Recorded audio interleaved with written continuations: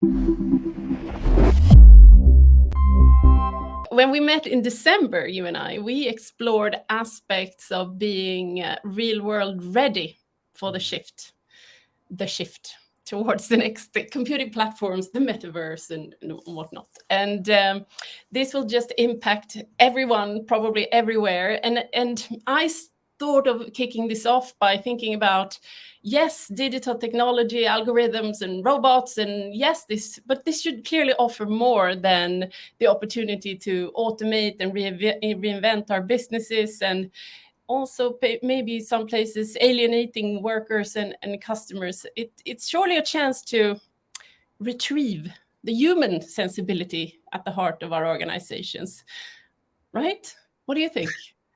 I fully agree. I think it comes down to choices. I mean, I think we individuals face choices, companies face choices, and governments and societies face choices. And I think that in the next few months and years, we're all going to have to articulate some of those choices. And there's often a trade-off. It's not going to be do this or don't do this. It'll be about how we balance those trade-offs. But I think at Hyper Island we've absolutely started with the human. And we've said, let's look at real people and real needs, and not just think about them as customers, or not just think about them as students, or they're not resources. They're human beings, and I think that's one of the things we touched on last time. But you're absolutely right. It gives us an opportunity to put humans back at the center of this discussion. So I can get excited by tractors, but I'm much more interested in what the impact is on real people and real societies and real livelihoods. So our conversation around being real world ready took us to a tour where we spoke about how companies need to hire digitally brave leaders and people, and ensure they help their employees becoming braver with digital. And we're kind of now looking at this as a call to action to level up in digital bravery. Bravery is the word. But is it a capability? Is it one specific skill? Is it a mindset? Can we go back and recap? What is it? Digital bravery. I think it's more than a mindset. So it's a set of interlocked mindsets from different people. But I think that let's just put down a few sort of markers. All right. The first thing is that organizations have had to and will continue to have to change because of a whole range of things. Some of them are directly digital, and some of them are caused by changes in consumer expectations because of digital. But the pandemic has added to that. So working from home, I mean, we couldn't have done this, even a few years ago, we wouldn't have done this because we wouldn't have had the right sort of technology or the right bandwidth or whatever. So I think that if we look ahead and we think about the impact of technology, digital bravery is about recognizing that digital consequences are going to be inevitable. All right. Maybe we're going to be faced with choices. We have to make choices. But bravery is about starting with the idea that we aren't going to be able to sort of shut this down or get it out of the way. The transformation is about trying things out. I mean, digital bravery is about having a go, trying things out, making choices, and not necessarily just following the pack. It's about questioning what's really going on. I think that's part of bravery is being brave to question things when they're not good, being brave to ask questions about what's going on behind the scenes. And it's not just knowing about. I mean, we got into a conversation about language around digital awareness. And I think this isn't about awareness. This is about actually trying things out. It's actually about making things. So bravery is much more than awareness. How is the context of our regular, perhaps business tools that we use today that you refer to also? What role do they play? So I think it's lots and lots and lots of different things. I don't think I mean, we can list a few of them, and I'll do that in a moment. But I think it's about looking at the big picture and recognizing that the inevitable transformation is something that you in your organization, wherever you are in your organization, are going to have to deal with. And you're going to dealing with it not just at work, but also at home. What does a leader need to be thinking about? I think the first thing they need to be thinking about is how they take their teams with them into the future. And that's about coming forward and saying, look, let's think about the future. Let's think about the future of our jobs, think about the future of our organizations, and think about the future of our consumers and customers. I think it's getting people to make stuff. All right. So not just imagining what the world is going to look like, but actually bringing it to life in some way. All right. I think that's very exciting. I think it's about exploring data as well, and recognizing that we're drowning in data. And I think it's about taking that data into our lives and using it. Can we bring that making down to the day-to-day? Like, how do we look at ourselves? Because we do make stuff all the time to some extent, but what is it that leaders can do if you feel like, oh my God, I'm not even, where do I start? Like, what is it about making that you can activate that supports the bigger picture? Although I think we all make stuff, I think that actually many organizations, they're rather limited in their making. All right. I don't think we draw enough pictures. All right. We don't create enough software. We don't imagine what the future is going to look like. So I think the priority is to move beyond PowerPoint. The PowerPoint can be very useful, but move beyond PowerPoint to a situation in which you're saying, imagine that we are completely transforming the consumer experience, the human experience in our organization. What would that feel like? And that might be about, mocking up a new type of store. It might be about mocking up a new type of app. It's about making stuff, all right, bringing it to life in some way. And I'm tremendously sort of influenced by people who design games, or people who design theater, or people who design storytelling. And I think all of those are ways of bringing things to life. The reason why I think this is linked really strongly to digital bravery is because digital's giving us so many new tools with which we can do our making. So, whether that's getting people around a table and opening up a Miro or a Mural or a Google Docs and saying, let's collaborate to build a picture of what our future is going to look like or what we're going to do. I think that's what I mean by making. Can you delegate it? No. I think role modeling is going to be absolutely key to this. And I think, if you say to your team, yeah, you go away and make the future, you've not invested in them or their ideas at all. I think you've got to make it with them. And I think part of demonstrating your digital bravery is that you're prepared to have a go. I can guarantee that in the next 2 months, new tools will emerge that none of us have used. So you're in exactly the same position as I am, and you're exactly the same position as our students. You're exactly the same position as somebody who's just been hired into an organization, which is that none of us have done it. So the important thing is to have a go, all right? And even if you look like an idiot, all right, that's okay. It's okay to look like an idiot if what you're doing is exploring together, and what you're doing is helping people both work with digital and to understand the consequences. And I mean, Hyper Island, there's a couple of other things we're keen on. I mean, I think once you've done something, yes, you should celebrate it, but you should also reflect on it and say, how is that different from what I normally do when we have a meeting? How is that different from what we normally do when we are, running a project or whatever? So that reflective piece is so powerful and part of what that is.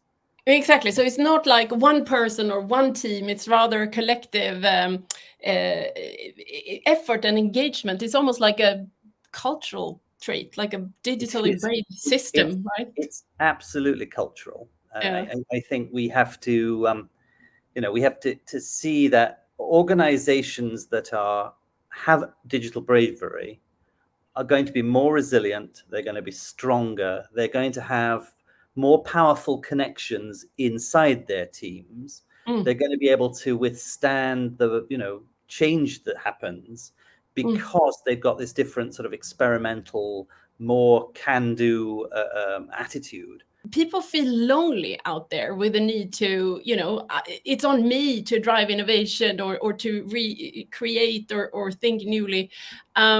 With their, what are the connections that needs to be made? How can we prevent, we shouldn't feel isolated. It's our collective responsibility here, I feel.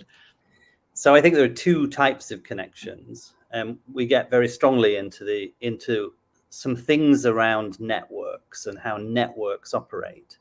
And what we recognize is that very, very close friends, close colleagues, the people you show up to work with, or you show up on digital connections with when you're working from home, it's very, very important to build those connections. All right. And that's great. But I think the second sort of connections you need to build are much more distant and varied. You need, if you're trying to be, you're learning to be a better leader, or you're learning to be a better designer, or learning to be a better creative, I think you have to connect with other designers and leaders and creatives. It's not enough simply to play your role, or indeed to change roles inside your own organization. I think you've got to get out and look at the intense connections you have in your network, but also the informal and the connections outside. Might we even think about how to connect? Because if I'm connected on a daily basis to do what I need to do and play my role with a group of people that I feel possibly safe to experiment and make things with, and then I have my peer network for the role or the capability I'm represented, is there an aspect of the network of the whole organization in some kind of bigger system as well? Definitely. I mean, I want you to go out beyond, I want me, you, everybody to go out beyond the limits of your organization, and even beyond the limits of your industry. I think you need to be going and looking for ideas and looking for inspiration in lots of different places. That's why the John Deere example is so powerful, because I don't work in agriculture. We don't, it's not a big area that I've been interested in. But suddenly, by seeing the connection that has, I'm motivated to go out and find out a lot more.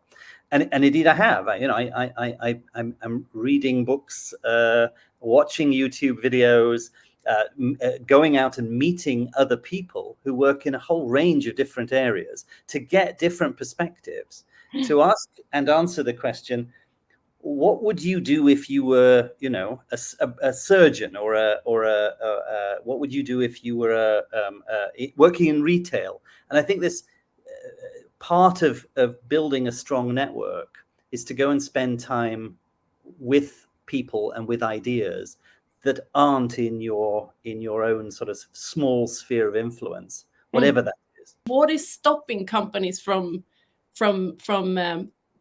taking help to some extent, or being inspired by others, or opening up to a certain extent so that there can be a meaningful exchange? Often it's fear, right? And I mean, I think one of the things about digital bravery is it's about reducing fear. It's about this is a scary time. All right, we've been through 2 years of very, very scary times. And I think if you look around and think about what's happening politically, we look at what's happening in relations between big countries, it ain't going to get less scary anytime soon. So I think what we need to be doing is thinking of how we make ourselves, our teams, our organizations, our families, our communities more resilient. And by creating links with people who you wouldn't necessarily think about normally, I think that's how you build that resilience. And we have these fantastic digital tools with which we are able to do that. We can connect with people. We can join communities. I'm going to give a little plug to Reddit, because I love Reddit. Okay, I've become a real Reddit fan because I can go and join a community, and I do not have the noise that I would be getting in Facebook or Instagram or some of the other networks, or Twitter. I'm able to genuinely contribute and ask questions and have dialogues with all sorts of people. And I find that really exhilarating. And, it's part, I hope, of my digital bravery is to put myself out there into the networks. And LinkedIn is a great place to do that as well. So it has never been, I guess, as easy as it is today to reach out and connect and work with people. Sometimes it's voluntarily and sometimes it's forced, but to work with people from all across the globe and also in complex times and through complex challenges. But how do we systematically set ourselves up to thrive in this, thinking about networks? So one of the things that I was very influenced by in my early parts of my career was the open source movement. All right. So most people listening to this will understand that most software today is not produced by somebody sitting down and saying, I'm going to write a game, or I'm going to design a piece of business software or whatever, without going and finding out what other people have done and building upon it. All right. So today's entrepreneur doesn't have to start from zero. They can start 50, 60, 70% of the way there, and then they can build something else. So the open source movement really pushed the idea that I could go and find partial solutions, nearby solutions to things I wanted to do.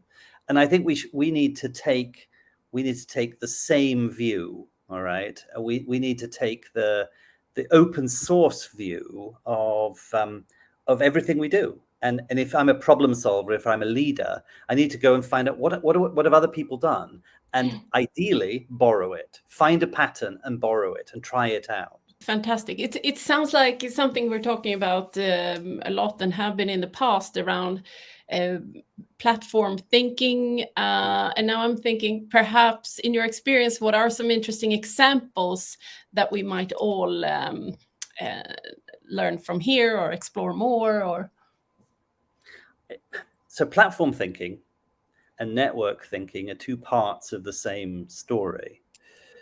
Platform thinking is about rethinking how your organization creates value in the world. And I think that the big examples, the Ubers and the Food Pandas and the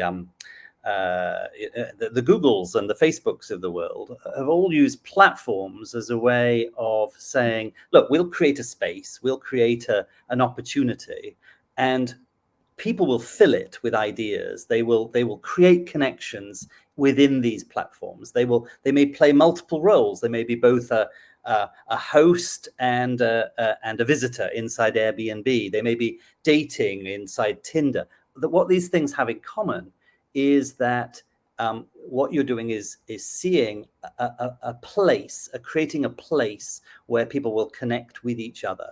And that's the value you're really creating inside the world. So instead of the traditional view of I'm going to go away and think about creating a product, and then I'm going to market it to you, and then you're going to buy it and then have it. Thinking about the way we create value and thinking about the idea that what we need to do is create an opportunity, a space, a platform where people can come together and together create value. Now, if we add to that some of the things we now know about networks, if I can get the right people into that space, and I can get them to attract other people into that space, to bring in other perspectives and diversity and ideas and maybe some software and maybe some content. If I can do that, I can start to create real value. It's not linear. At the same time, we are where we are. We want to get there, and then the whole. Yeah, we're not a startup, all right. And I think transitioning from a traditional organization to a platform organization is hard. Okay, and it's hard for us. It's hard for anyone. All right. Yeah. If you're two people and you're trying to build a business and you're being all entrepreneurial, some of this stuff becomes very easy. But I think if you're a traditional organization, you've got to split your time and say, look, there's business as usual, and then there's the innovation, and the innovation is really about creating that platform. We're very much trying to do that in different parts of Hyper Island. Here, I'm in Singapore. And we in Singapore see platforms as being the sort of ultimate direction in which we are going here in Singapore. And the whole team is behind that idea. And really, in fact, it's not a single idea. It's multiple platforms. It's thinking about communities. It's thinking about how people might in the future buy or access learning. It's thinking about how we might get other people to contribute learning and to bring learning in. So that's what we're doing here in Singapore. And I know that similar things are happening in other parts of Hyper Island, and indeed in all sorts of organizations, not just us.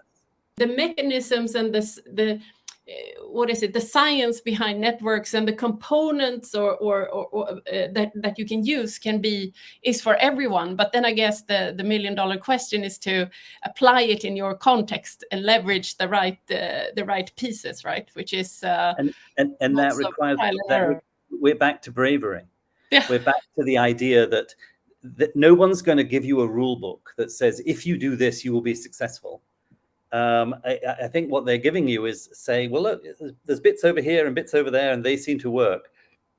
Now put those pieces together yourself, okay, and have a go. Try it. Run it with a few people. Test it out.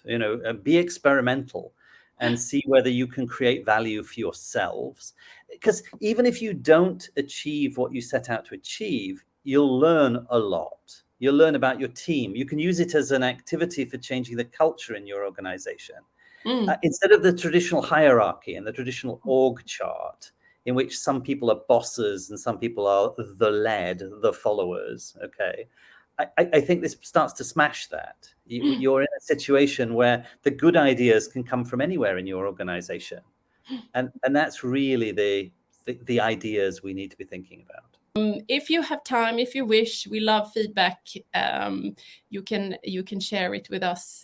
What do you want us to talk about next? We're happy to engage with you and come and be creative and tell us what you want. All right, and we'll absolutely.